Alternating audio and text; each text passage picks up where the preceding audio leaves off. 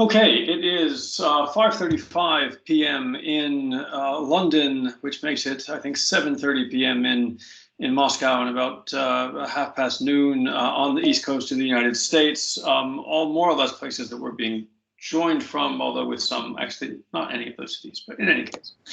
My name is Sam Greene. I'm director of the Russia Institute here, I say, at King's College London, the now virtual King's College London, as we all are. And it's my pleasure to welcome you to the first discussion of the new academic season at the King's Russia Institute. We do hope eventually to move these back into an actual physical premises, but we are going to start this way. And I'm very happy to do so because it allows us to have a conversation that we wouldn't otherwise be able to have. Namely, what I am thinking of this evening as a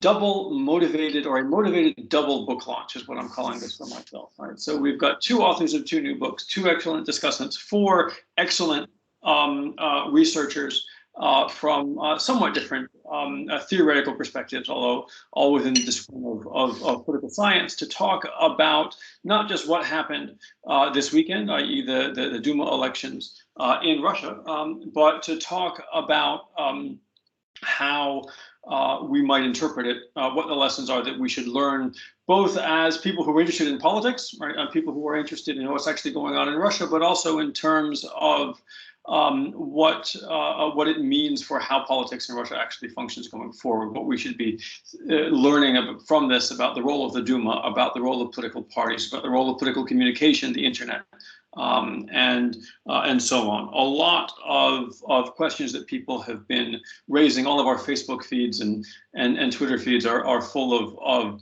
thick debates and really interesting diagrams that we're all trying to figure out what they mean and how to interpret. We have, as I said, with us four speakers this evening. So Regina Smith is professor of political science at Indiana University in Bloomington, and author of one of the two books that you see up on your screen, Elections, Protest, and Authoritarian Regime Stability, Russia 2008-2020, out last year from Cambridge University Press. Next in line, we have Ben Noble, I think recently promoted associate professor of politics at the School of Slavic East European Studies up at UCL in London, and co-author of the other book you see up on your screen, Navalny, Putin's Nemesis, Russia's Future. I'm not good at pronouncing the question mark, but there is a question mark at the end of that, and that I think is important. So both perspectives on what we should have been expecting maybe for this weekend's elections, and maybe some challenge in there to think about whether your own predictions came true. We don't make predictions as political scientists. That's what we say, right? But in truth, we actually kind of do. Also joined by Margarita Zavadskaya, who I think, are you in St. Petersburg this evening, or are you in Helsinki today?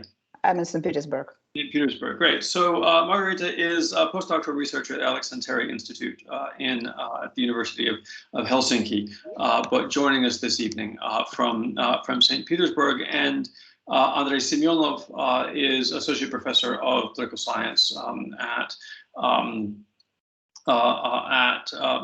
Perm State University, joining us, I do believe, from Perm this evening. So obviously, all people who've been paying very close attention to the elections and to everything that's come up before then. Before we get into the discussion, I want to say a little bit just about the ground rules. So as I said a moment ago, but for those of you who joined late, to preserve the bandwidth, please do keep your video off, and also to preserve sort of the quality of the experience, please keep your microphones muted, at least until we get to the Q&A. Depending on how many questions we have, I'll either invite people to unmute themselves and ask their question audibly, right, or I will read off the questions from the chat function. If you would like to raise a question at some point, please do use the raise hand function up in the reactions button, or use the chat, right, to let me know that you're interested. This meeting is being recorded. We will put this up for those who couldn't make it on our YouTube channel, which does mean that anything you say can and may be used against you the next time you apply for a Russian visa.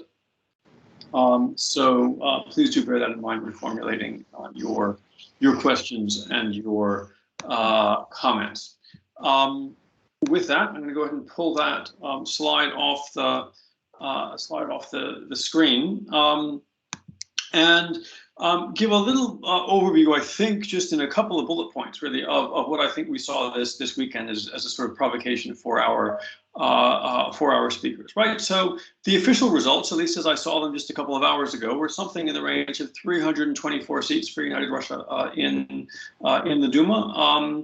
That includes about 199 seats on single mandate districts, so that did what they were supposed to do and stretched the majority, but the official result is somewhere in the range of about 50% of the popular vote for United Russia.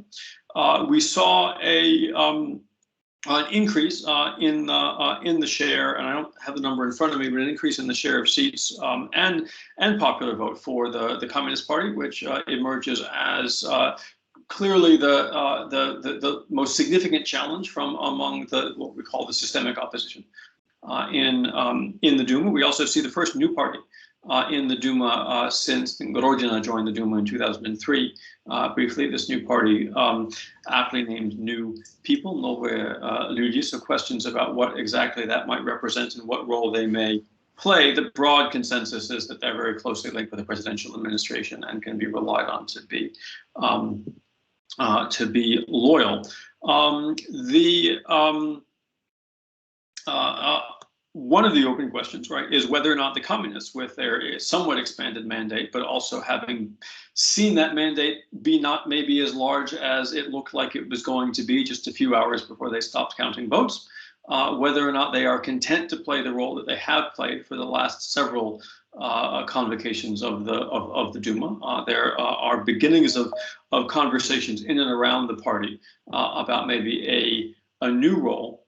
Or a slightly modified role for the communists, and of course there are questions about how the votes were counted themselves. We've seen a lot of, as we have learned to do, we learned to expect. We've seen a lot of statistical analysis of the outcomes of these elections. Despite some efforts by the Central Election Committee to actually make that analysis more difficult by oddly encoding the data and things like that, we've seen a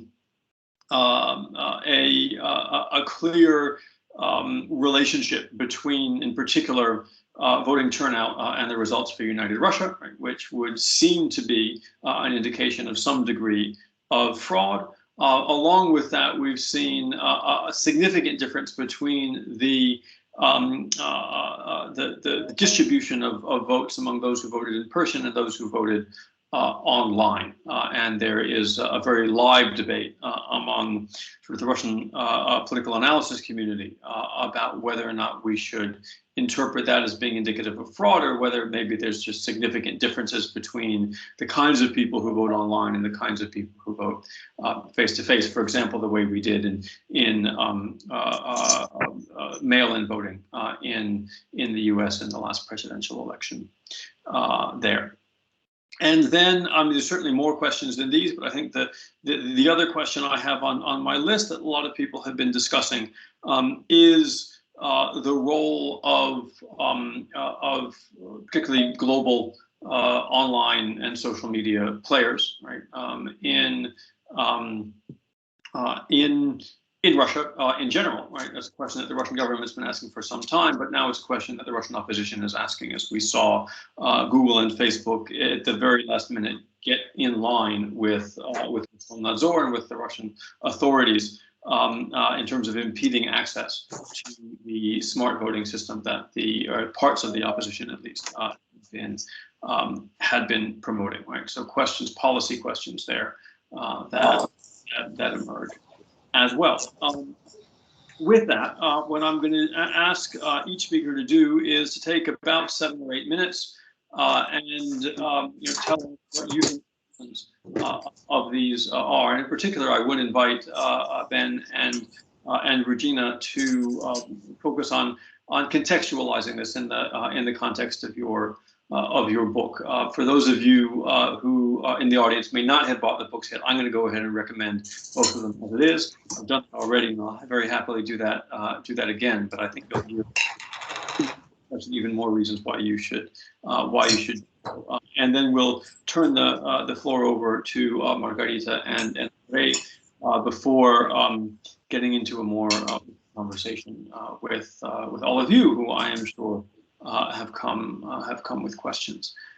So with that, I'm going to go ahead and ask Regina to get us started. Thanks, Sam, and thanks so much for having me, and for the rest of my colleagues for being here. The book that prompts my interpretation of these elections started in 2011-12 when I was in my apartment overlooking Pushkin Square, and about 3 weeks before the election was slated to happen, the riot police showed up and cordoned off the square. So that was in anticipation of post-election protest already starting. And that, of course, that protest came to fruition in what we thought of as the For Free and Fair Elections movement. And so I wanted to address the question, both in political science, but I think in Russia, about the relationship between elections and protest, and not only how elections might lead to protest, but how protest between elections shapes what happens next. And that was the first motivation of the book. The second motivation was that, I've been around for a long time, and I was in Russia for almost every parliamentary election since 1993. And the discussion around each one of those elections was, this is the most important election in Russia to date. And the only one where we weren't saying that was in 2011-12, where we actually saw massive protests. So there was a misunderstanding about what was happening. So there were the watershed elections that saved Yeltsin in 95 or brought Putin to power in 99, or even defined the tandem in 2008. But there were also these other important effects of elections about taming the systemic opposition, using elections to solidify United Russia in 2003, 2004. And so my question was, after 2011-12, as the electoral management system of the Kremlin continued to increase, would these elections be important? Would elections still be, the next election be the most important election? And there are signs in this election that I think are quite negative that suggest that this was a really important election, a watershed election, for a couple of reasons. One is electronic voting, which is a whole new stage in electoral manipulation. And the other is, which you mentioned, the way in which the Kremlin forced international big tech to back down, which is a very ominous sign. So that's where I started. My approach to these questions was focused on taking opposition seriously, even if we labeled the opposition fragmented, weak, under-institutionalized, unpopular, and so on. The formal model that I brought into the analysis is not a model that looks at elections as a strategic interaction between the state and the voters, even though it might look like that sometimes.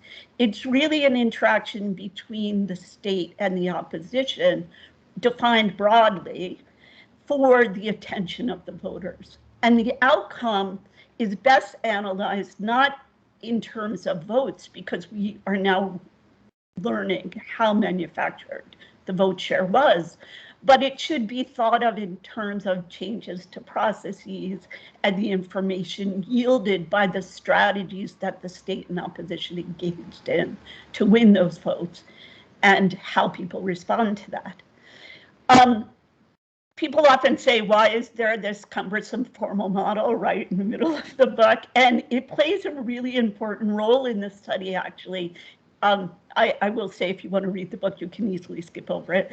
But it plays the important role of underscoring just how much control the regime has over competition simply by being able to decide who runs.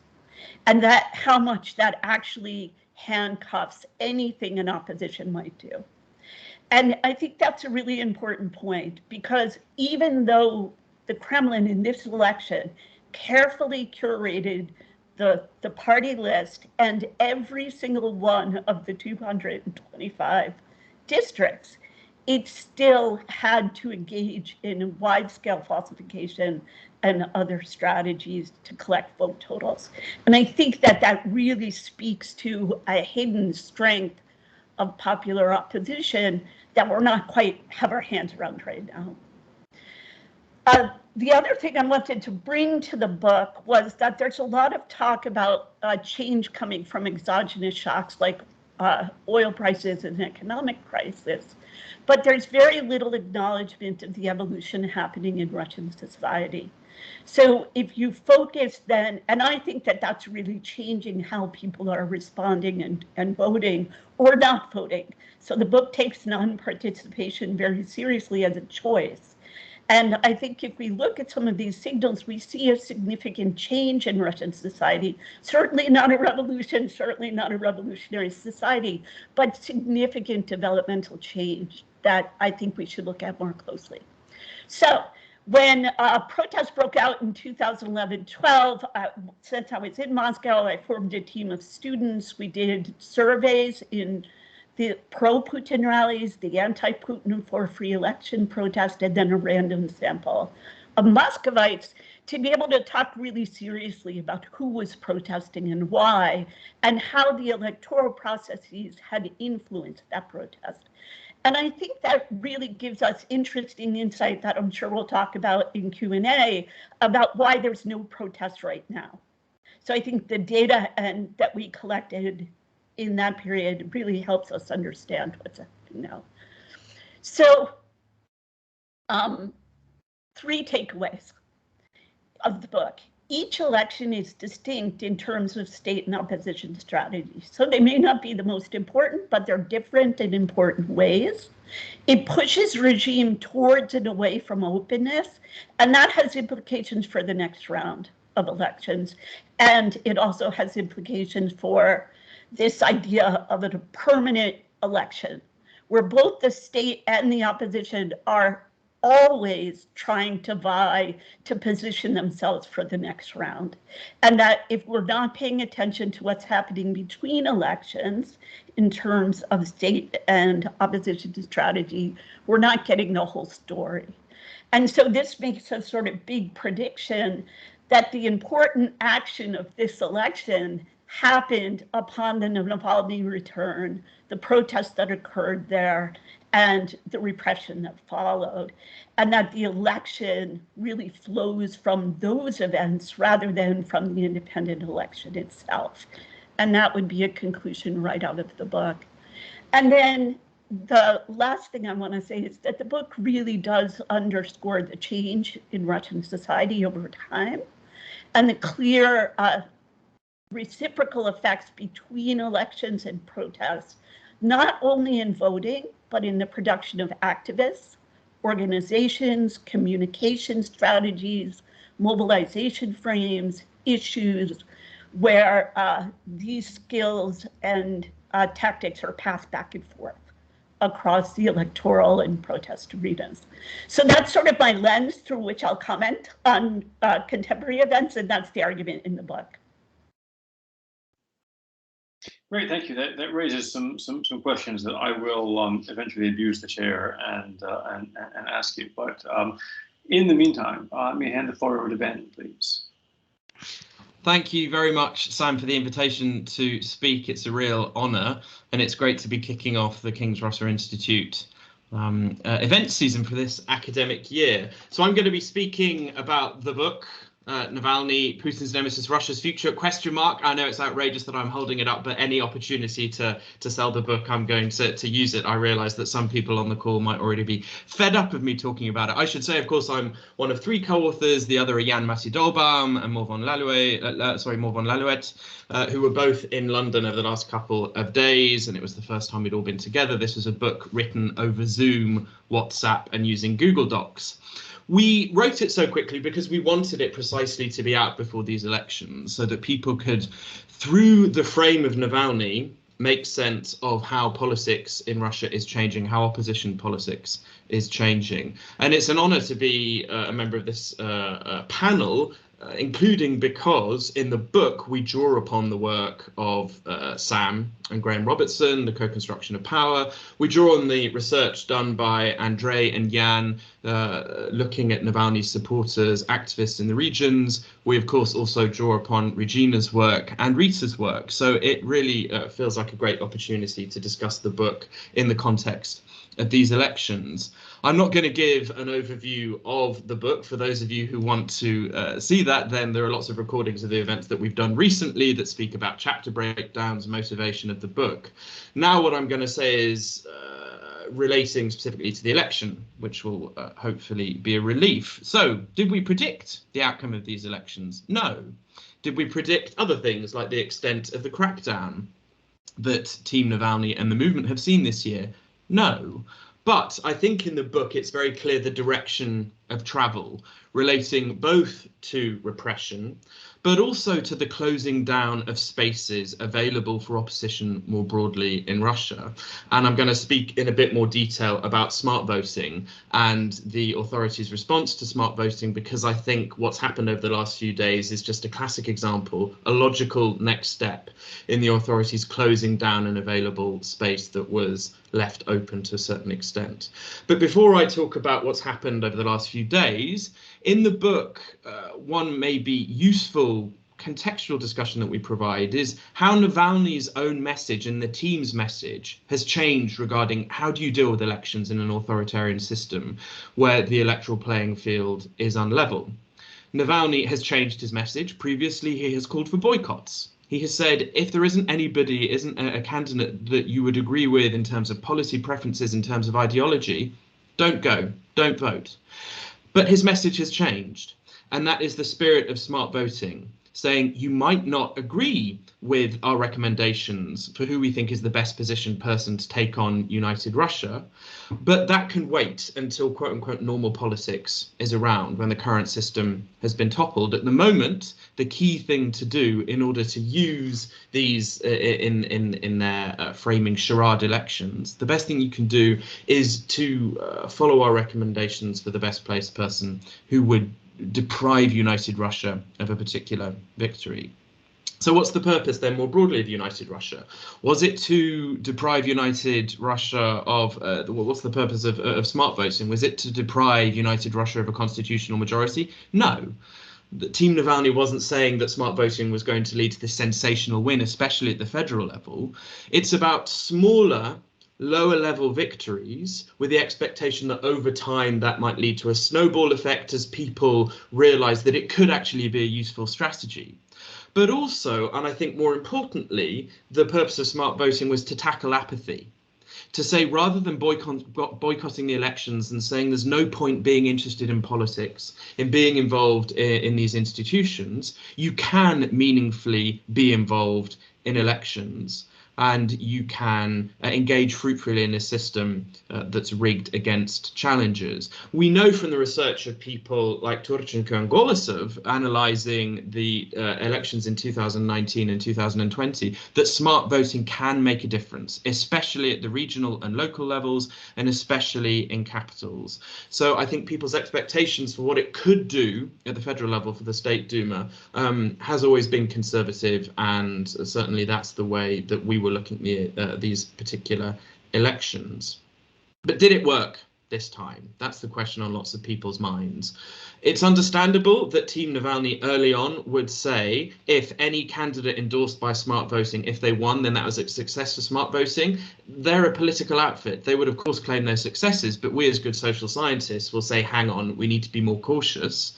And I would say it's too early to say the extent to which smart voting actually was the reason for example, Communist Party wins. We should also remember that for the Communist Party, their approval ratings have been rising recently over the last few months, and that is likely due to issues that don't have anything to do specifically with smart voting. They've got to do with other things like rising prices, discontent with the current political system, and so on. And it's interesting looking at Team Navalny, people like Leonid Volkov's tweets and social media since the preliminary results have come out, initially claiming success for smart voting, but then saying, well, smart voting was our best attempt to deal with a rigged system, but the authorities have the nuclear option, and that's manipulation, electoral falsification. And that's a way in which they can intervene to deny us, speaking as Team Navalny and the opposition more broadly, an opportunity to try and play the system in a way that might be successful for the opposition. So manipulation, as we're seeing, it's often, of course, a feature of elections in Russia, but it has been used in this particular State Duma election as an opportunity to close down the space for smart voting. And unfortunately, my reading of it at the moment is that that's going to lead to further opposition despondency, that it's difficult to take away a positive message from smart voting if the goal of that is to tackle political apathy. And I hope I'm proved wrong, but at the moment it's difficult to come up with a silver lining. And certainly we've seen the Communist Party and their very limited protest in Pushkin Square, but it seems that only a few hundred people turned out. It wasn't, of course, sanctioned by the authorities. But more broadly, I think the protest potential, it'd be great to hear from Sam on this and his take on it, but the protest potential is very different now to say what happened in December 2011. I've got some other comments about the Communist Party, but I'll leave those to Q&A. So thank you very much for listening. Great. Thank you, Ben. I'm going to give you a chance to answer one question that's already come up in the chat, which is, when does the book come out in the US? Wonderful. Well, of course, we could in the chat include the links and the discount codes to everything, but the book is now out from OUP in the US, so you can order it directly from OUP, and I'll put the discount code in the chat. You get 30% off, or you can order it from Amazon. There was a delay because the copies were stuck on a ship outside New York port. There's some elaborate story, but it is now available in the US. Likely story. Okay. And Regina, the book is out. Your book is out both in the US and the UK and everywhere else, as far as I know. Yeah, it's widely available still. It was sold out on Amazon last week, though. Very exciting moment. Great. Well, we will. In fact, we will get those codes and make them available somewhere. Maybe open our Facebook page. Another reason to follow the Kingsworth Institute on Facebook. I'm going to go ahead and turn the floor then over to, I don't remember what order I said, but I'm just going to say Margarita. So the floor is yours. Okay, thank you, Sam. And first of all, thanks for having me tonight. So this is the, despite all our, I would say, pessimistic considerations and thinking about what just happened on the last weekend. So still I'll try maybe. Unfortunately, I do not have any good news so far. So because if to describe our experience as observers, as scholars, as Russian citizens, so it looks like a new reading of the same old song. So this campaign actually strongly reminded me of the earlier campaign back in 2016. So actually that one was one of the most boring electoral campaign I've ever witnessed myself. So, and this one was slightly more, I don't like the term entertaining because maybe it's not the most appropriate term to describe what we've experienced so far. But I just want to share my semi-academic, semi-citizen /activist experience, because I was involved together with a non-government organization, Domestic Monitor, Golos, together with Grigory Melkonyans and Stanislav Andreichuk. So we've been monitoring 5 federal channels together with a number of graduate students from St. Petersburg, Helsinki. And that was, on one hand, a very inspiring experience. On the other hand, it was a pretty, I would say, I think most of the coders really need some assistance and help after, being exposed to almost 3 months of watching 5 federal channels. So, and let me just put this information into maybe a more academic and comparative perspective and policy-oriented perspective. So in terms of media campaign and maybe technological innovation, so these are the 2 points I would like briefly discuss and highlight during my short speech. So the first maybe thing when it comes to media campaign, what I really wanted to emphasize, it was the State Duma is one of the most despised federal political institutions. And usually the overall strategy by the Kremlin is to keep it as low and as calm as possible. So it was usually they stick to a very low profile campaigns. So, and the beginning of this campaign was pretty much the same as it was in 2016, but closer to the September, actually it got much more negative than it usually was the case. So I think this campaign cannot be characterized as praising of the party of power, United Russia. Actually, it was vice versa. It was rather attempts to destroy the main opponent, the Communist Party. So we were surprised by the volume of negative messages, especially during the last 2-3 weeks before the polling day, when almost all 5 channels actually have been covering almost forgotten or perhaps non-existent scandals involving some corruption, criminal background of communist or very old communist activists and party members mostly from the regions. So that was pretty interesting and noticeable example of negative campaigning. So this is something which was not the case in 2016. Another interesting observation is that the Kremlin and the federal channels have been actively using spoiler party, especially from the left side of the political spectrum, communists of Russia and just Russia. So they were actively deployed by the state media or state affiliated, let's put it this way, media. And they were quite prominent, especially, prominent, of course, United Russia has been dominating the air, but still it was quite interesting to see these slight peaks, especially in the last 2 or 3 campaigns. So all these monitorings actually are available online, and you can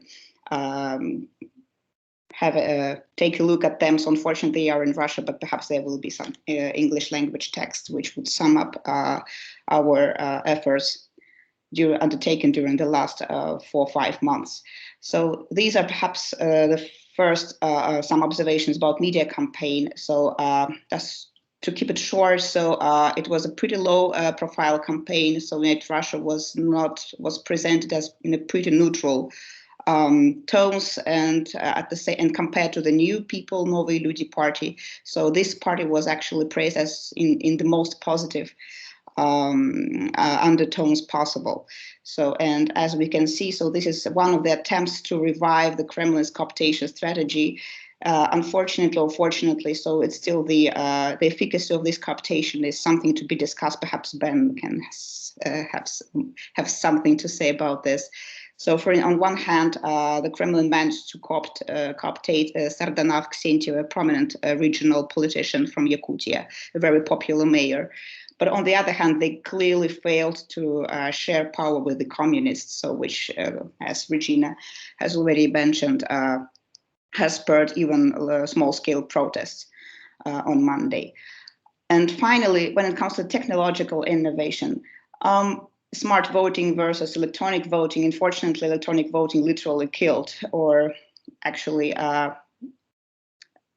it was a major crackdown on the smart voting strategy. So what kind of conclusion we can draw from these events if we put Russian elections into a broader perspective? So whatever is designed to facilitate voting under autocracy, be it electronic voting or postal voting or early voting, voting at home, mobile booths, so all of them would actually serve and would facilitate manipulations and actually even decrease logistic costs of manipulations, because they actually would become less visible in the eyes of ordinary unsophisticated voters. So, and this is basically another point I wanted to make in my short presentation. So perhaps I will stop here. Thank you so much. Okay, great, thank you. Again, a lot to chew on, so I'm going to look forward to the Q&A. And then, but before then, I will pass the floor over to Andrei. Andrei, please. Thank you. Thank you, Sam. Thank you for inviting me. It's a pleasure to be here. I think I'm going to join the choir of those advertising about books. I've just finished the book on Navalny, and I've read Regina's book, and I think they provide really an essential context to understand 2021 elections in Russia, as well as the wider, context for Russian politics.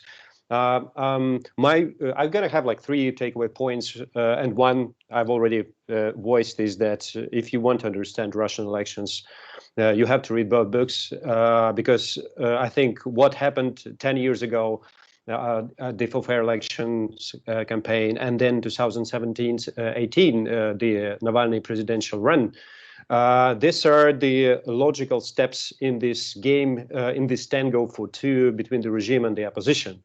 One thing, the logical consequences of these 10 years of interacting with each other and trying to, seize every opportunity to attack each other, is that at this moment, I think, the legitimacy of the elections is stretched out to its limits.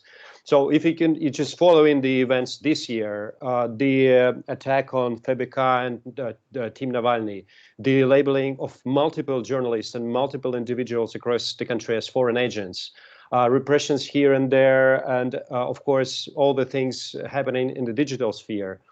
Not to count the usual things like propaganda and media control and control over electoral commissions. I think this all speaks to to this idea that the Kremlin seems to, as it embarked on this strategy of increased electoral engineering 10 years ago, now it's up to its limits. And that was also the Navalny strategy, to show that actually all these institutions of electoral authoritarianism are just a veneer for the authoritarian regime. And now we are, I think, at its limits. Especially evil, I think, is the 3 days voting, because, well, I was happy to be an electoral observer in Perm, and Perm is quite good in that. So we have a good, a vibrant civil society, a good number of associations, watchdog electoral associations and organizations. So it was rather clean elections here in Perm. But these 3 days for all the participants, from the members of electoral commissions to the voters, were quite arduous. And also we had 3 levels of elections. There were 6 ballots, multiple candidates, multiple parties. For the voters themselves, it was pretty much hard to sort of sort out the meaning on everything, and you could smell the disappointment from all the participants about these 3 days elections and elections in general. And before that, we had focus groups, and polls also indicated that the voters are not very much into these elections, both because State Duma is not very important for them, but also because the procedure itself is not very much, it's not perceived as legitimate and meaningful. So I think this is one thing that we can discuss as well, the consequences and the implications for that for the 2024 elections and for the other regional elections, subsequent regional elections. And the third takeaway point is that, well, yes, the results are not surprising. So we knew that the Kremlin would control the State Duma via the single-member districts. We knew that United Russia had pretty low ratings, down to 27%. And that's what they get, for instance, here in Perm, not more than 30% if we just, see the clean polling stations. We knew that they're going to have the ballot stuffing and the falsification at what is called electoral sultanates like Tatarstan and Kemerovo region. So they did all of that. The only surprise on my side, maybe, yes, the New People Party, which I thought, yeah, it's just a fake thing with the inflated rating and everything. But actually, even in my polling station, there was 10% of the vote share they received, and across the Perm as well. So there is, of course, there are, I think, some manipulations because apparently the party has these links with the administration, but there was also a genuine support for this party. And I think this support stems from the fact that, again, the United Russia ratings are historically low, and then people turn to smart voting or other things, and they see that there is a KPRF, and they maybe do not want to vote for KPRF, and New People Party became this sort of anti-UR but not KPRF kind of voting. I also asked I had an opportunity to ask several voters why they voted for the New People. And the answer is simply, yes, we don't want United Russia in State Duma, but we also don't want KPRF. And we want a sort of liberal/business-friendly party in the legislature. That's why they voted for the new party. And I think the consequences of that are important to discuss. Yes, the party is loyal to the Kremlin, probably, but they also are tied to electorate, to their constituencies. They had to work. Sardana has to prove that she is an independent politician, the others as well. So I think that's going to be an interesting dynamics there. So coming to the last question, were these elections important at all? I think yes, of course. Even though they were bleak, they were pretty much not interesting in terms of programmatic appeals. So the party stick to their usual positions, and again, like KPRF blaming the government for everything, and the others trying to torpedo United Russia, but sort of be on the safe side with the president. But after all, the Kremlin secured the transition. The Kremlin secured the majority in the State Duma.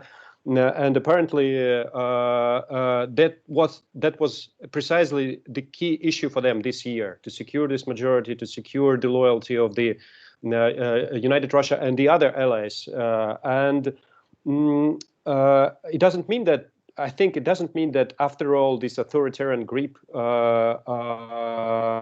is solid, 100% solid. We still have these demands on the left and on the right for the alternatives, for changes. And how to deal with that, I think the Kremlin doesn't know, and maybe the others as well. They know how to deal with we don't know how to deal with the opposition, how to deal with the organized parties, how to deal with those who enters the politics on the legal terms as activists, as politicians, etc. But they still don't know how to deal with the dissatisfied voters, and I think that what will define the dynamics in the years to come. Thanks. Great, thank you very much, Andrei. Again, a number of things to pick up on there. I've got four questions actually. One that's sort of related to things that each of you said, but can be obviously addressed by as many or as few of you as would like to. So I'm going to go ahead and get us started with those. Meanwhile, for the audience, because there are, I think, 80-something people or 70-something people with us, please do go ahead and post your questions to the chat, and we'll take them that way, at least in the first instance. So while you're doing that, again, just a few thoughts. So Regina, picking up on some of the things that was that you were talking about, but also sort of inviting you to elaborate maybe a little bit more on one of the aspects from the book. You mentioned sort of taking non-voting very seriously, and that is, I think, incredibly important. It's something that doesn't happen as often as it needs to. What differentiates a non-voter from a voter in Russia? But also, if I can problematize it a bit more, does voting mean something different in terms of an active participation or an act of communication, right, for a United Russia voter, right, than it does for a smart voter? I don't mean to say United Russia voters are dumb voters, but you know what I mean. That's one question. I'm going to go through the list because I think that people may want to address a number of these. Ben, one of the things that you were saying that got me thinking it really comes down to sort of this fine line that the Kremlin seems to be playing, right, in both wanting to have the election for the purpose of legitimation, but also not wanting it to be too legitimate that it could actually possibly lose, right, and really trying to manage this system, and that plus. So the assumption was that's what they were trying to do, right, which gives an opening to the opposition to do something like smart voting and tactical voting. And I'm wondering whether or not, given how illegitimate, I think, in most of our eyes, this election was, I cannot remember a post-Soviet election in which so many people, fought the election from jail or exile or house arrest, right? In which so many media outlets had been muzzled, in which so many candidates have been pushed off the ballot, right? We can argue about the actual amount of falsification, but even before we ever got to the voting booths, right? There seems to be a consensus. This was the most repressed election that we've seen. As political scientists, do we need to rethink our assumption about what authoritarians are trying to do with elections? Do they need them to be as legitimate as we think that they do, right? And does that reshape the advice maybe that political scientists should be given to the opposition, if that's something we should be doing in general? But that's another question. Margarita, something else that you were talking about, sort of the focus in a lot of the media coverage, the negative focus on the Communist Party. And just before the election, there was a poll out, a very weird poll, but nonetheless a poll out from Levada about people's preferences for how the country should be governed, right? And the dominant preference was governed the way it was in the Soviet Union, right? That's, that can mean a lot of different things to a lot of different people. It's open to interpretation. But I wonder whether or not, given the degree of nostalgia for the Soviet past, right, in terms of economic and social governance, at the very least, if not political governance, are there limits to how much the Kremlin can actually demonize the communists? And do they have to be careful in order to not anger that electorate even more? And then Andrei, and again, anybody can address any of these questions or ignore them if that's what you prefer to do. In thinking about, as you said, the general level of disaffection with United Russia, right? The way that a lot of that then got mopped up by some independent candidates, by communists, by Novые Люди and whoever else, and given what looks like a somewhat more diverse Duma, right, than we've had in the past, and we'll have to see how that actually shakes out.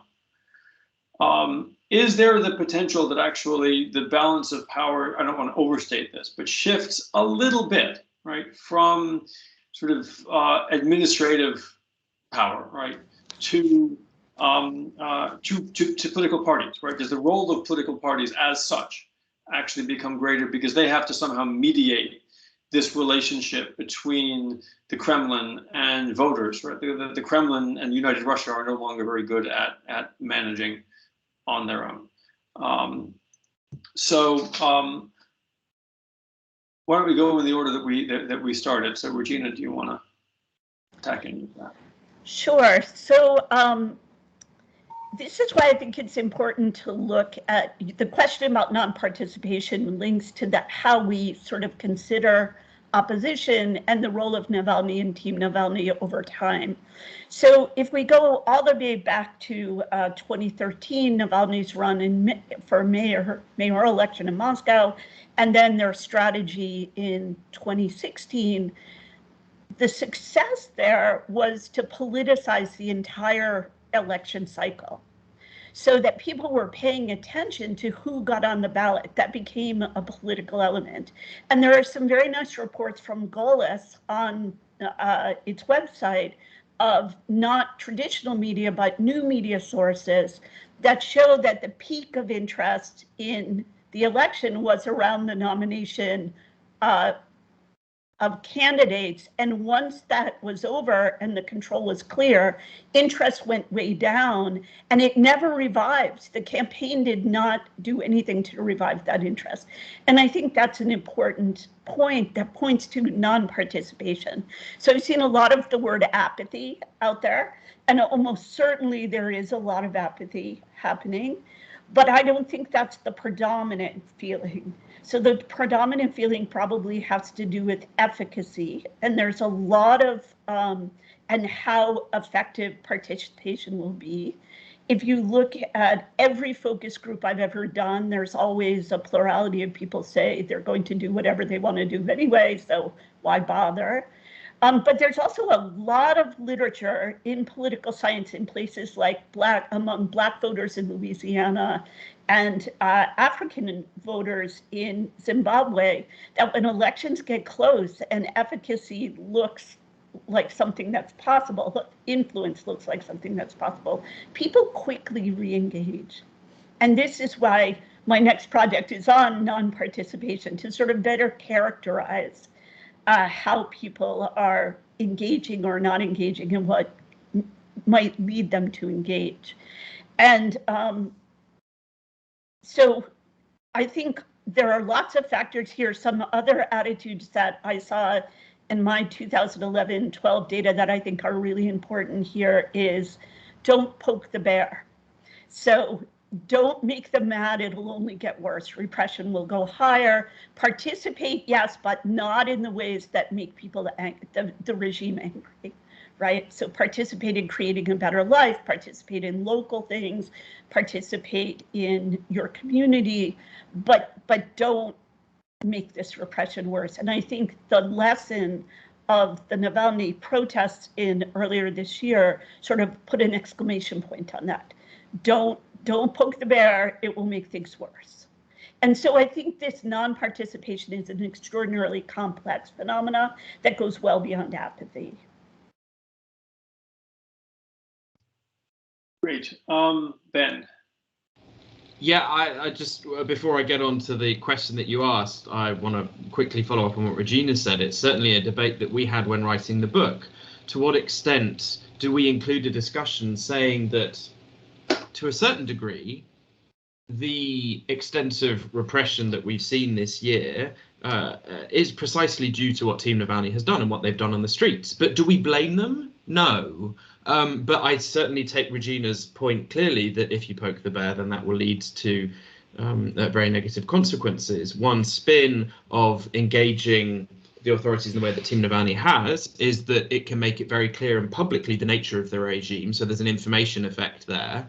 But it's difficult to escape the conclusion that without Navalny, without Team Navalny, the steps that they've taken in recent years, but especially this year, would the elections have been, as you said, Sam, the most repressive in post-Soviet history? I think that's a really interesting question. I don't think that I've got the definitive answer, but it's certainly something that maybe we can discuss in the time left. Sam, to your question about legitimacy, that segues quite nicely. Yeah, it might seem to us as the most repressed election, but if we're thinking about legitimacy and regime support in the country, we have to be thinking not about ourselves as external observers or members of the opposition in Russia. We have to think about the quote unquote average ordinary Russian. And I think for them, looking at state media, although Rita, please do step in and correct me if I'm wrong, it'd be interesting to see whether you're carrying the focus groups on post-election to see how the election results are being spun. But certainly during the election cycle, it was always about foreign interference. So we see high-profile officials saying that there is a concerted campaign by the collective West to undermine these elections, and that any allegation of electoral fraud is fake, it's fake news, and that the European Parliament talking about the idea that they wouldn't recognize the results is an attempt to interfere in the sovereign domestic affairs of the Russian Federation.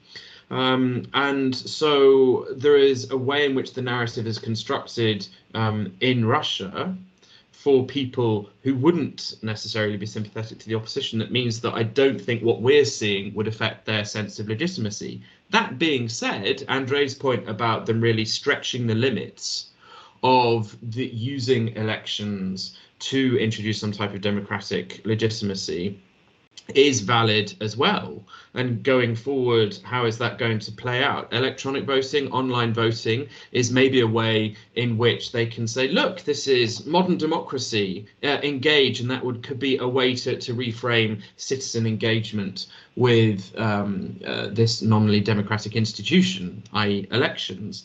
But as we know, it seems to be, at least, although I am open to be corrected, that online voting by its very nature is easier to manipulate.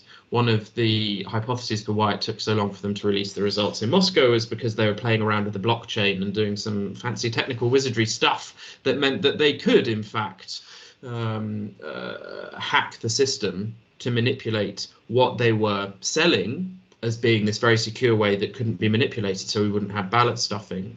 I mean, I have some other points about the Communist Party, which I'll just mention very briefly, which is going forward now, thinking about whether the Communist Party is going to remain the same, co-opted or not. I think we're likely to see a dynamic similar to maybe what we saw in 2011-12. Zyuganov being quite feisty initially, but then him being called into the presidential administration for some meetings, maybe the party being offered some juicy chairs of committees in the State Duma, and that being a very easy way to co-opt the party. Also, it would be interesting to look at the passage of the budget bill in this when the 8th convocation meets, to see whether it seems as though the Communist Party are being thrown more bones, because that's another way in which they can be co-opted.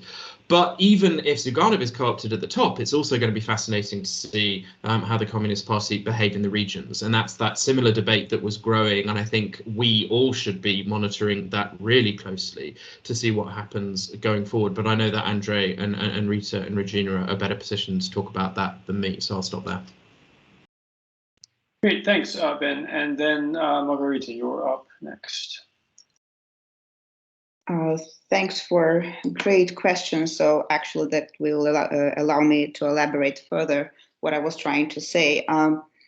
Going back to that Levada poll. So first of all, I think there is a lot of criticism about how Levada experts sometimes formulate and shape questions. So, and sometimes it's given their preferences for the Homo Sovieticus framework. So sometimes I'm afraid, so with all the respect to my colleague with whom I dearly love, so sometimes they get the results they really want to get. So, but on the other hand, so we should not underestimate the popularity of left-wing ideology. And following some of the questions from the chat, I think the new generation of communist activists and politicians, they do have serious prospects and perspectives to, to build up a career, if they, in case they are given some opportunities to do so. So, and following that point, so to what extent the Kremlin can push the limits? What are the limits? To which they can demonize, I really like the term, the communists. So I think here what we observed, I can suspect, but I still need to see the numbers because, the electoral results were issued quite late and with a big delay. My current understanding of the situation is that demonization actually provoked some unintended consequences. And one of them is that some of the voters and communists, they even capitalized on that fear mongering around communist parties. For instance, if we take the core supporters, I think it actually even spurred further their willingness to turn out at the polls and vote the way they really wanted to vote. So at least this is something I observed clearly in Moscow, because at the place where I live, my family lives, it's exactly next to Grudinin's Savhoz, so his former company. So, and this is one of the places where several people own their own apartments. They belong to this Grudinin's company. So, and there is a very close network of people who really share this ideology and respect that person. So, and for instance, in my home district, so there was a spoiler, so addressing another question from the chat.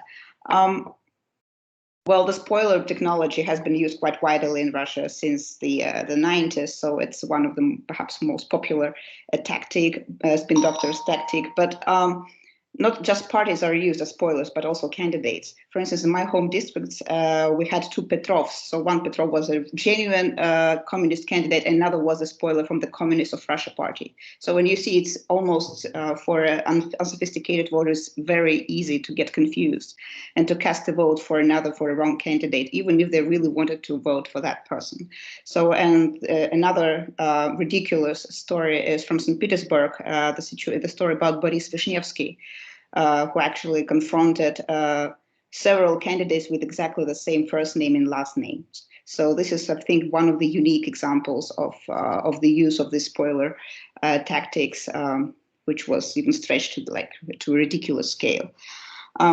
Again, just to wrap up, so I think this fear mongering actually even played in favor of the communists. Those who didn't plan to vote for the communists, they wouldn't actually do it either way. But I think it strengthens the idea that if the state is opposing something, so perhaps this something is not as bad. So this is a paradoxical thinking, which is sometimes can be quite widespread in Russia. So it's somewhat akin to the perceptions and trust in vaccination. So we know that the vaccination rates are somewhat low. So most Russians do not trust Sputnik V because it's propagated by the state, and the state propagates it means that maybe there is something wrong with it. So at least what I learned from our qualitative data from my parallel project, I think the similar logic can be applied when it comes to supporting communists. So even if you're not a left-wing supporters inside, so perhaps if it's attacked by the Kremlin, so maybe these are good people. So perhaps that was the logic of some voters. So I will stop here. Thank you. Okay, thank you. Thanks also for picking up on some of the questions in the chat, which we'll get to in just a moment. But Andrei, first, you're up. Thanks. I'll quickly pick up on the legitimacy. I think this is a really important question because legitimacy is a vague concept, of course. We cannot capture it with just a specific set of questions in the poll or just asking people even in focus groups. And I think it's essential to understand the degree of this legitimacy of the elections. On the one side, when Russians asked about whether 3 days procedure is convenient and good for them, they say, well, of course, yes, because this is 3 days. We can pick up any day from the three of these, but in focus groups, this is a permanent sort of tension that the procedure itself cannot be trusted. The results are not there. Even here in Perm, where the elections are quite clean, we had 2 focus groups before the elections. Everybody was quite apathetic. They saw no meaning in elections, and the results for them were like predetermined. They got nothing to do, even though again here there was some sort of politicization and good campaigning. But the larger question is, why bother for the Kremlin? Why bother retaining the semblance of elections at all? And I think one of the answers is that well, they do not know for sure how the public would react if the elections were cancelled entirely, or they would rig the whole results, etc. Because they know that from regions to region the situation is different, from place to place, from time to time, from context to context, and that's what they're trying to balance. They know that certain, of course, regions would yield the results they want, but the others would not, and there might be some problems. Again, that was also the linking with the Navalny campaign, who knew that Yekaterinburg, Perm, other Milionics, and the capitals were at the forefront of this fight, and that's why the authorities are quite concerned with getting rid of the candidates precisely in these locations, to ensure again that their preferred candidates would win. And it also links to the potential for the shifts in the balance of power. I think on the federal level, of course, I agree with Ben that it depends on how much concessions the KPRF would have from the Kremlin, because at the moment I think the party is quite well positioned to challenge at least some of the policies and some of the political processes in the country. But we know from 2011 that was precisely KPRF that was efficiently co-opted into the system, and then they also sided with the Kremlin on other initiatives along the road, with the foreign agents law, etc., etc. So I think here it's really interesting to see how. On the one side, the Kremlin would, what Kremlin would offer to the party, and on the other side is precisely what some of the participants asked: whether this new core of activists like Mikhail Lobanov, like Bondarenko in Samara, and they have very strong candidates throughout the regions, and these candidates are growing in their ranks. They're growing to the ranks of the Central Committee, etc. So I think again inside the KPRF there is an interesting dynamic that would also restrict the leadership's capacity to be co-opted into the system. And that's what we, I think, shall think in the future. Thanks. Great, thanks. So looking at the questions we have in the chat, they seem to sort of fall broadly into two categories, right? One that really focuses on things that the government was doing before the elections, so before people went into the polling stations. And then other things that happen sort of later, right? So it's sort of repression versus manipulation is two aspects of this. A couple of questions about parties as well, but you've mostly answered those. So Armando, for example, asks, what influence do you think the surprising, in quotes, electoral rebellion in Belarus had for the autocratic closure of the Kremlin in 2021? And I would actually sort of divide that up a little bit, because I suppose there's the potential that what happened in Belarus has an impact both on what the Kremlin does and how it evaluates risks and opportunities, but also on the opposition itself. Right? I can remember a time when the opposition in Russia was quite energized by what was happening in Belarus, and I can also remember a time when that shifted. Right. But it sort of, in a similar vein, there's a question, if I can find this, from, I'm going to mispronounce your name, Fede. I'm going to say Fedya because I'm a Russianist. So authorities in Russia seem to be on a race to implement China-like digital authoritarianism in the country in an effort to manage the opposition. Sovereign Internet and Russia's pressure on IT companies operating in the country reflect this effort. Russia lacks both the financial and technological means to achieve this. I suppose that's a question. Does Russia lack the means to achieve this? But considering everything, I'm going to reinterpret the question a little bit. Is Russia China, right? Have we got to the point where its control is as complete as the Chinese Communist Party is, and it's something that we're going to have to live with until, or Russian citizens are going to have to live with for a very long time, right? Or is it still is there still a hybrid aspect to Russian authoritarianism? I don't know if anybody wants to address either of these questions. The floor is open. Andrei, go ahead. I may be quick. I think Russia is both nor Belarus, neither China. So definitely both Putin and the opposition of different colors are trying to learn what's happening in both countries, because Belarus, Russia, and China sort of we share the same traits in terms of institutional things, and with Belarus the same cultural maybe background. But what's different from Belarus, of course, is this special differentiation and this differences between the regions, and Belarus doesn't have it. And this way, of course, the dynamics in Belarus is very informative for the Kremlin, for the authorities. But at the same time, the situation, I think that the situations are quite different, also organizationally, at least up until now, there are legal opportunities for Russian opposition to organize political groups, with FEBK, of course, and Navalny's party been constantly denied of the registration. It looks like we're moving in that direction, but still there are subtle but important differences in organizational and institutional structures with Belarus.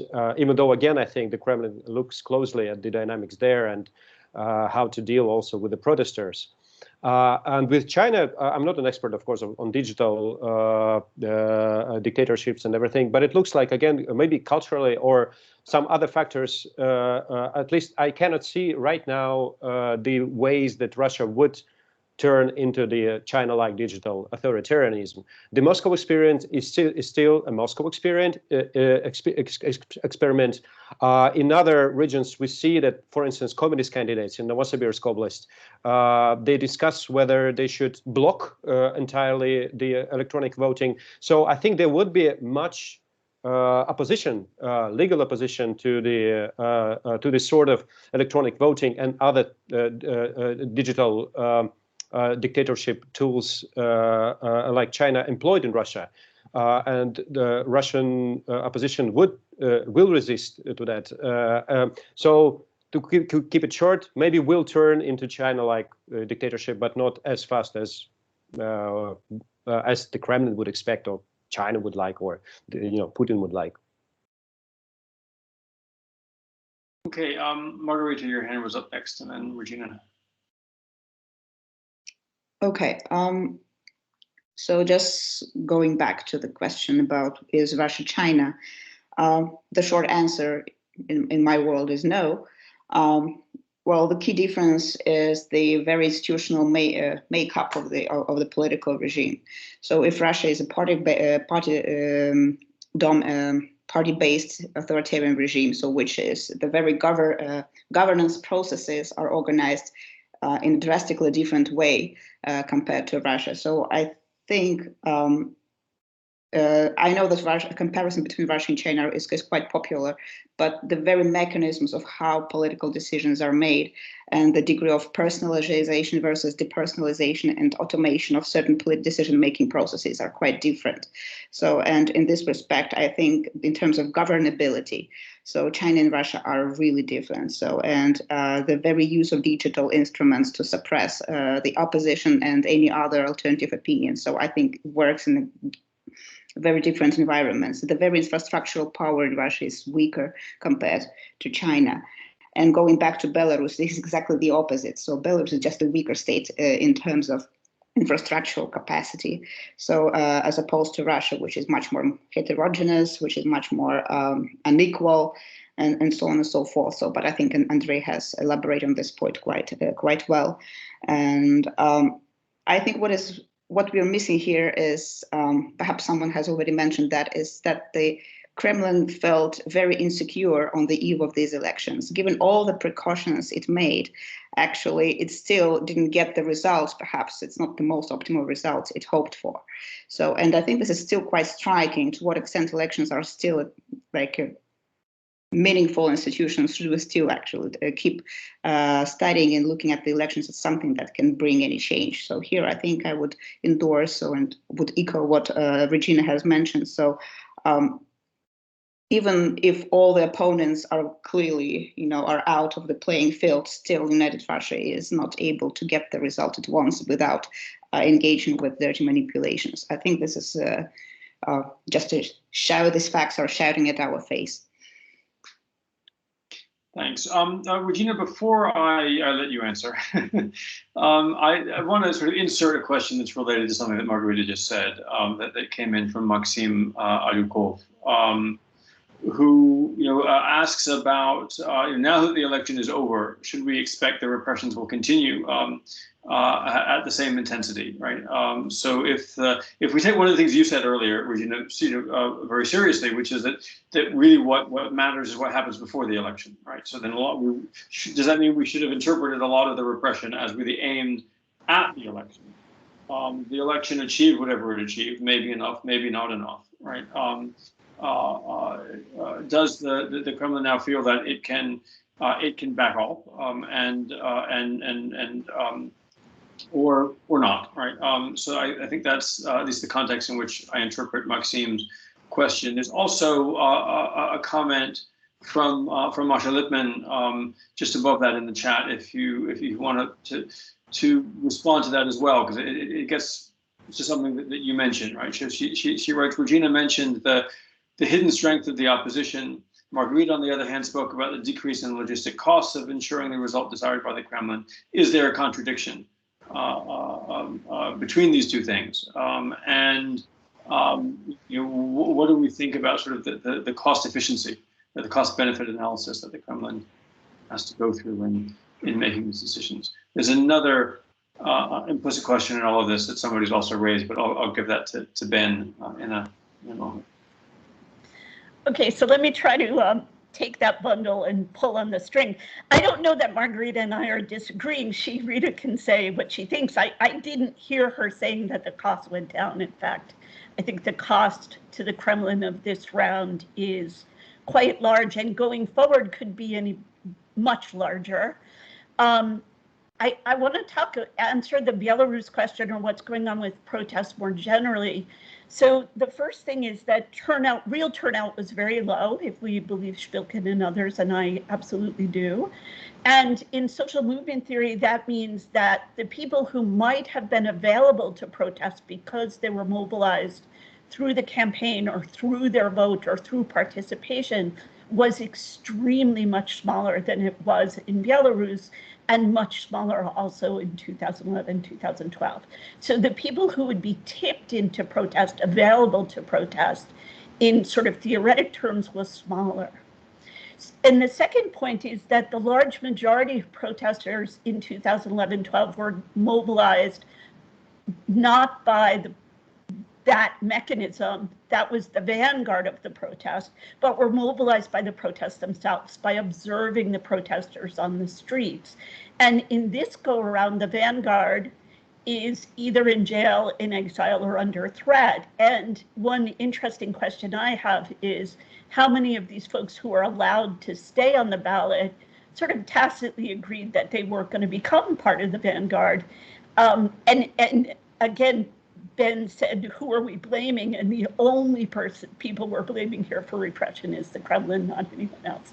But I wonder how that is. So that the likely vanguard from the 2021 Navalny protests were also under threat, subject to pressure not only from their schools and university officials, but also from their parents and grandparents. So there was a direct invocation of using families to sort of constrain the behavior of young people, which I think is a really important potential thing to study going forward.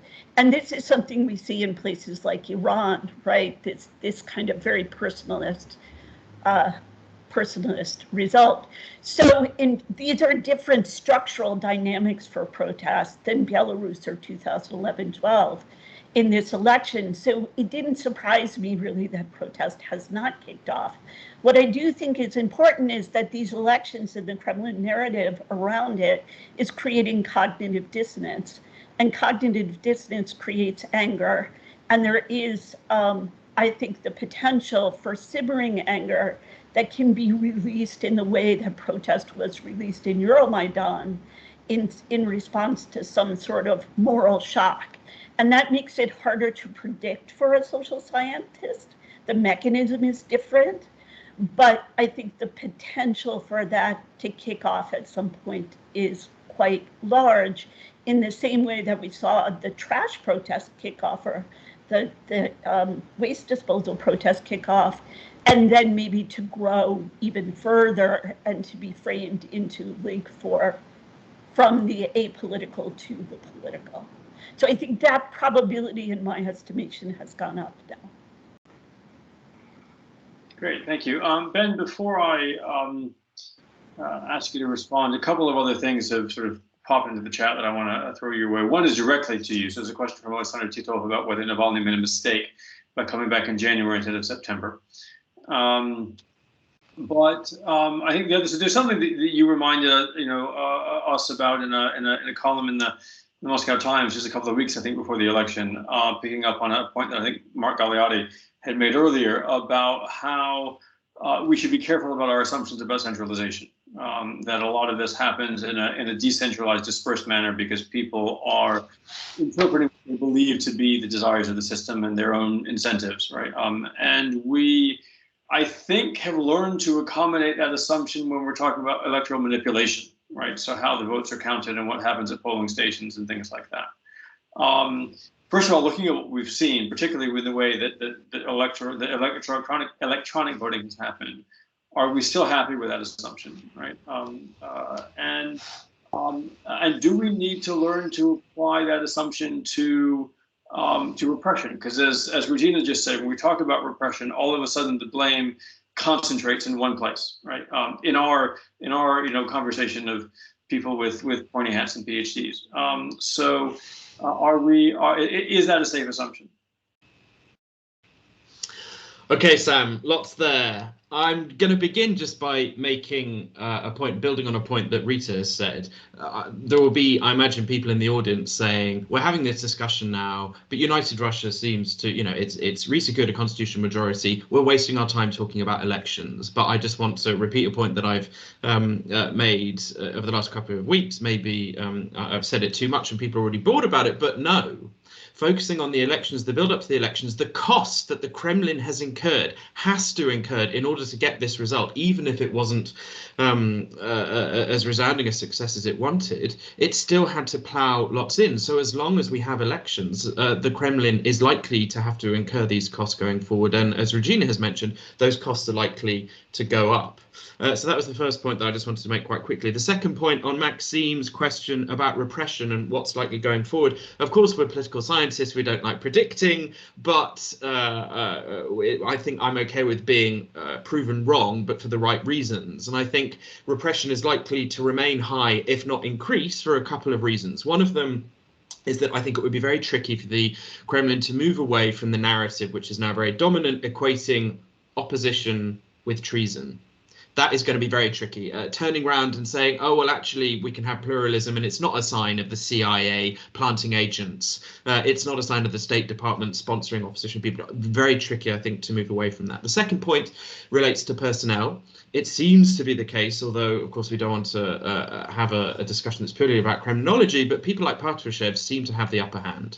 And if we were to see a relaxation of repression, then we would have to have some argument to suggest that those types of people, that their star would fall, and that the systemic liberals, I know there are problems with that phrase, but that those people would increase in power. I don't see a reason why that would take place. And that partially relates to the third reason, which is that the underlying grievances that people like Navalny, people like the Communist Party have underscored, including in relation to corruption, but also in relation to things like rising prices, they're not going to go away.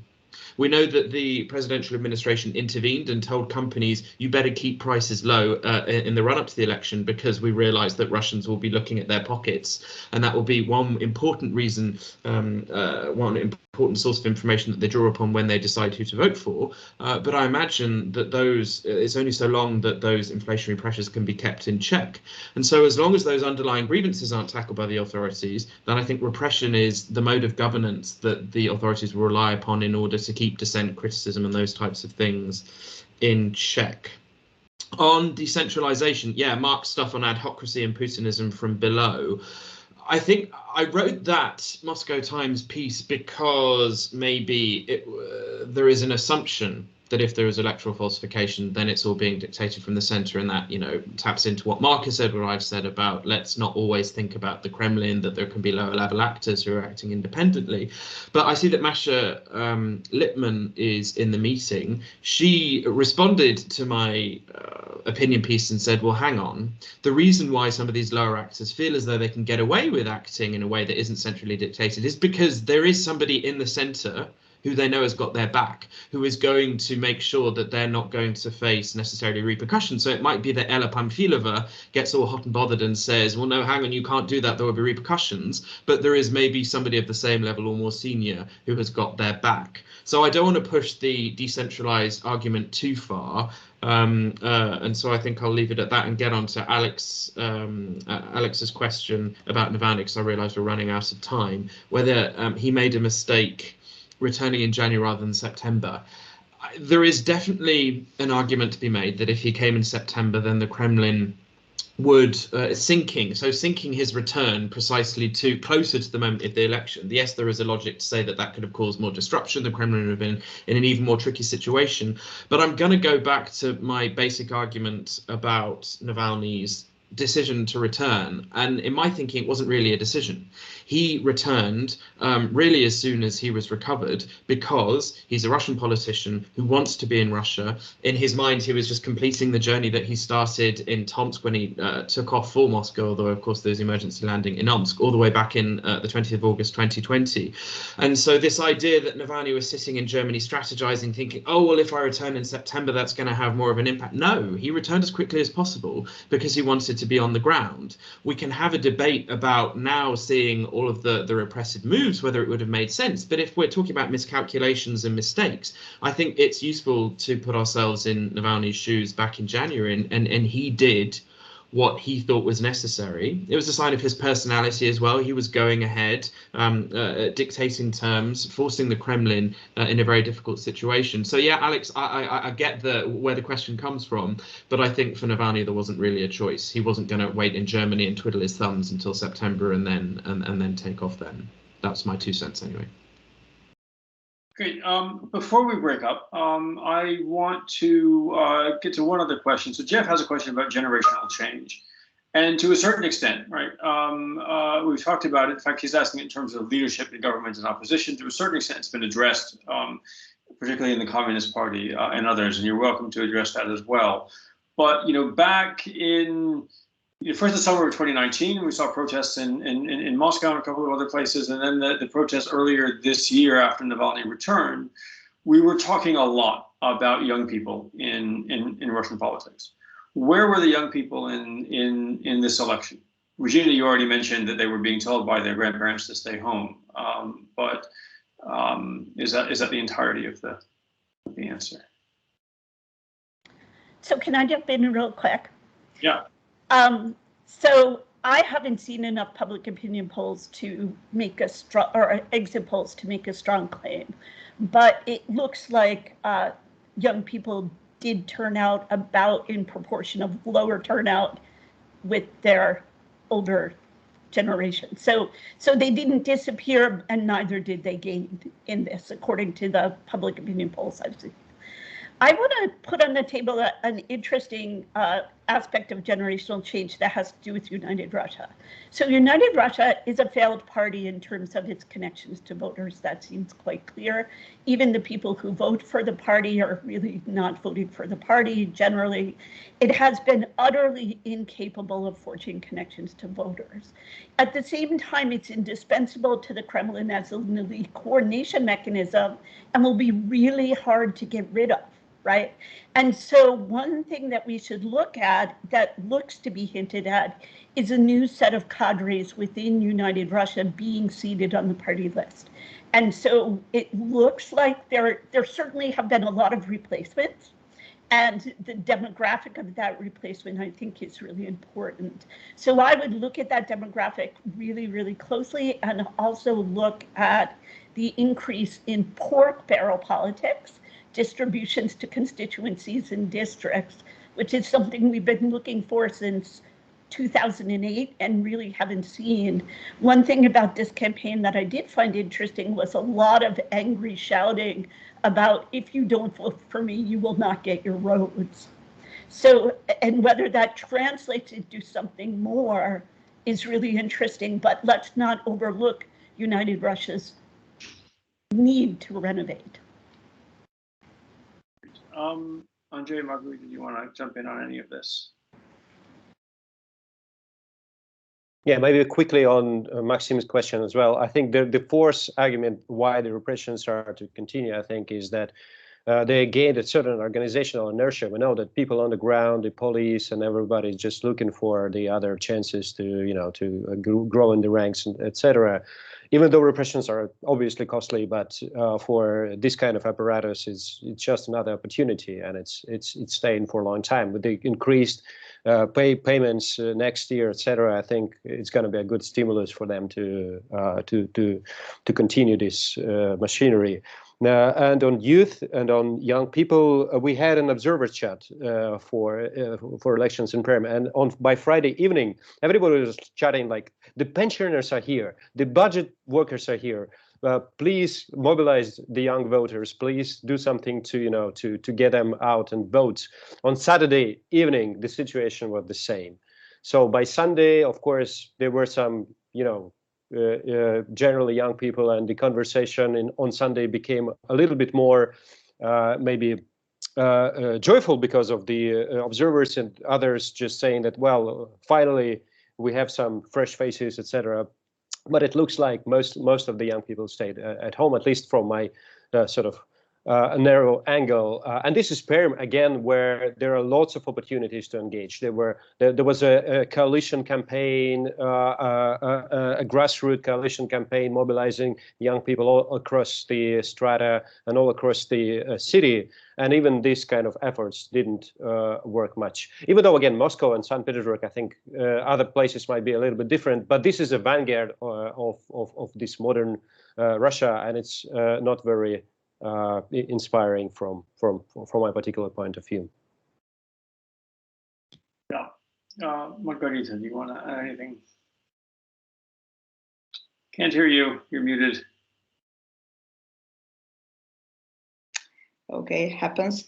Yeah, just cannot agree more on the point about repression. So as long as, this is the so-called repression trap, as long as the state has launched this mechanism of these machineries, completely agree with Andrei, it's really hard to stop it. So, and at some point, all the security services, they will just, will come up with new programs of looking for, some unreliable people or unreliable institutions. So unfortunately, as long as this box is opened, it's like, heavy drugs. As long as someone has moved to these drugs, it's really hard to stop using them.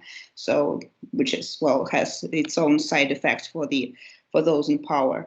And on the youngsters, actually, I had exactly the opposite impression from what I observed. So I've been mostly cooperating with youngsters, and in general, my understanding the situation during the last 10 years, politics has been rehabilitating the minds of youngsters. So it's not perceived as something dirty. So they really want to engage with politics, with public sphere. They're much more active, and their worldview, at least in St. Petersburg and Moscow, is quite different. So Perm, perhaps I also have some teaching experience, but of course, what we're talking about together with Andrei we're not dealing with representative samples.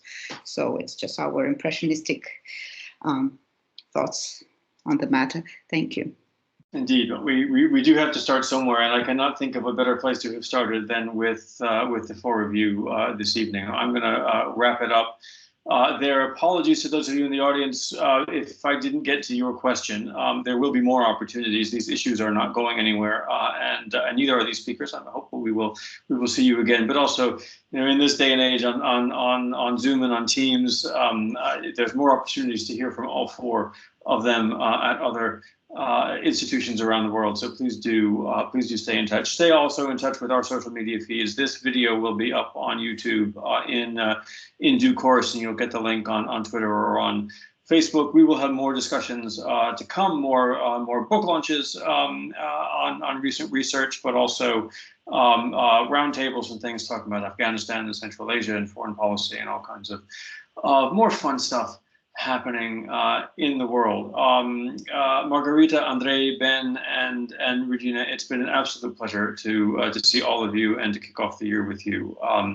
Ben and Regina in particular, best of luck with the new books. All of you in the audience, if you haven't seen the books yet, do go get them. If you work at an institution, make sure your library buys about 6 copies of each, and read them. You will not regret it. So with that, please join me in a virtual round of applause to our speakers this evening and to yourselves for excellent questions. And see you soon.